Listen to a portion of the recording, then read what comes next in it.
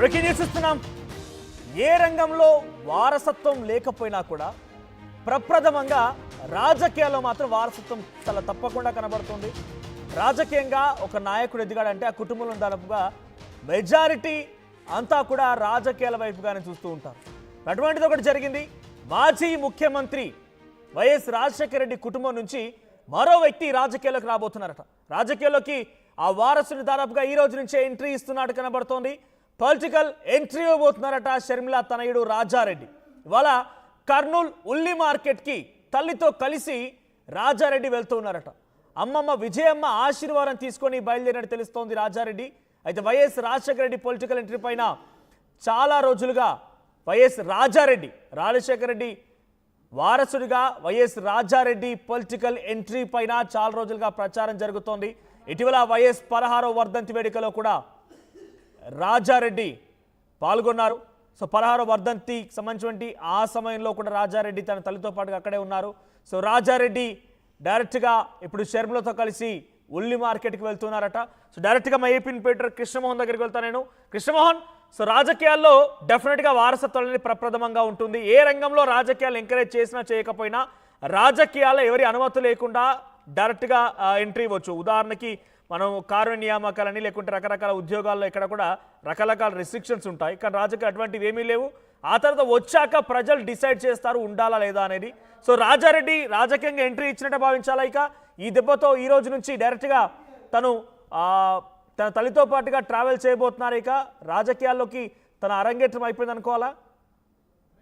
ఒక చర్చ అయితే చాలా సీరియస్ గానే జరుగుతోంది. షర్మిల కొడుకు వైఎస్ రాజారెడ్డి రాజకీయ అరంగేట్రం ప్రారంభించబోతున్నారు అనే చర్చ పెద్ద ఎత్తున. అందులో భాగంగానే ఈ రోజు ఆయన తన తల్లి షర్మిలతో కర్నూలు జిల్లాలో ఏదైతే ఇప్పుడు ఈ ఉల్లిపాయలకు సంబంధించిన రైతుల ఆందోళన ఉన్నాయో, ఉల్లిపాయలు గిట్టుబాటు ధర లేకుండా రైతులు ఇబ్బందులు పడుతున్న నేపథ్యంలో అక్కడ రైతులతో మాట్లాడేందుకు షర్మిల వెళ్తోంది. షర్మిలతో పాటు అతని కుమారుడు వైఎస్ రాజారెడ్డి కూడా వెళ్తున్నారు. అయితే ఇది పొలిటికల్ ఎంట్రీ అనుకోవచ్చా, లేకపోతే కొంత పరిశీలన జరుగుతుందా? ఫర్దర్ గా ఏం చేయబోతున్నారు? ఆయన పార్టీలో అంటే కాంగ్రెస్ లోనే ఉంటారా? ఒకవేళ కాంగ్రెస్ తీర్థం పుచ్చుకోబోతున్నారా?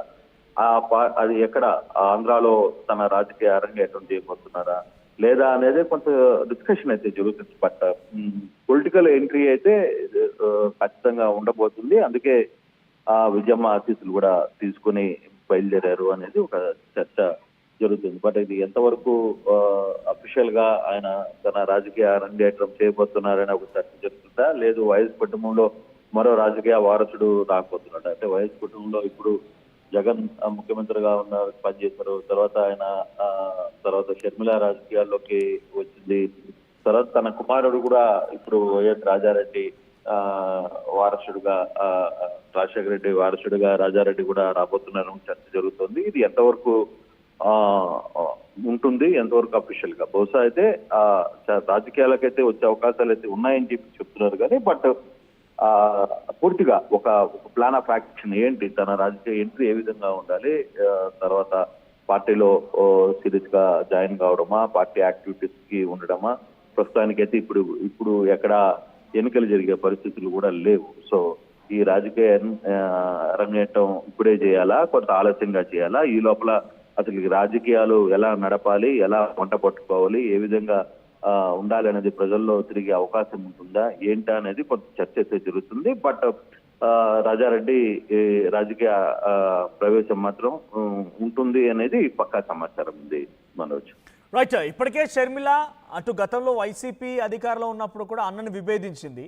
ఇప్పటికీ అతను మాట్లాడుతూనే ఉంది. గత ప్రభుత్వం గురించి పదే పదే ప్రస్తావన కూడా తీసుకొస్తూ ఉంటారు. అన్నపై పెద్ద ఎత్తున ఒక కాంట్రవర్షియల్గా మాట్లాడుతుంటారు, కౌంటర్ వేస్తూ ఉంటారు.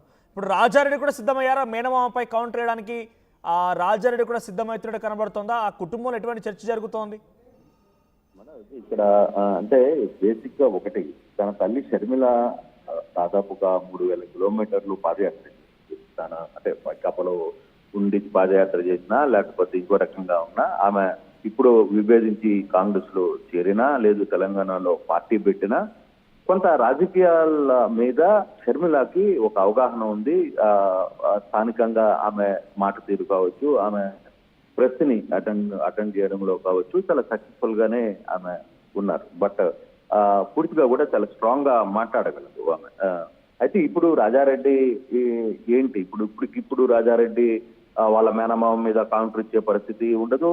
లేకపోతే ఇప్పుడే రాజకీయాల్లో ఆయన వచ్చి రాష్ట్ర పరిస్థితులు లేదు ఆంధ్రప్రదేశ్ పరిస్థితుల లేకపోతే తెలంగాణ పరిస్థితులు ఈ రెండింటి మీద అవగాహన వచ్చిందా లేదా, అసలు ఉందా, ఆ రాజకీయ పరిజ్ఞానం ఉందా లేదా అనేది కూడా ఆలోచించుకోవాలి. ఇప్పటికిప్పుడు బహుశా మీడియా ముందుకు వచ్చి మాట్లాడే పరిస్థితి ఉండకపోవచ్చు అనేది కొంత సమాచారం. బట్ అంత అవగాహన కూడా ఆయనకు ఉందా లేదా అనేది కూడా మనం చూడాలి. బట్ షర్మిల అంటారా, షర్మిల చాలా కాలంగా రాష్ట్రం మొత్తం తిరిగింది, తర్వాత తెలంగాణలో తిరిగింది, ఆంధ్రప్రదేశ్ లో తిరిగింది, తనకంటూ ఒక్క కాంటాక్ట్స్ ఉన్నాయి, కొంత పొలిటికల్ అజెండా చేయగలదు, పొలిటికల్ మాట్లాడగలదు, సబ్జెక్ట్ మీద కొంత అవగాహన ఉంది.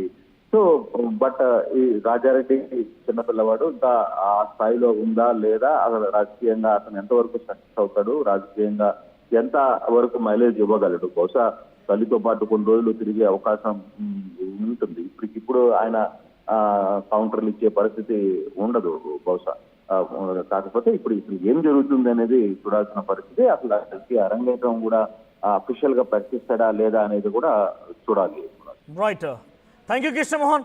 సో మొత్తం మీద వైఎస్ కుటుంబంలో నుంచి మరో రాజకీయ వారసుడు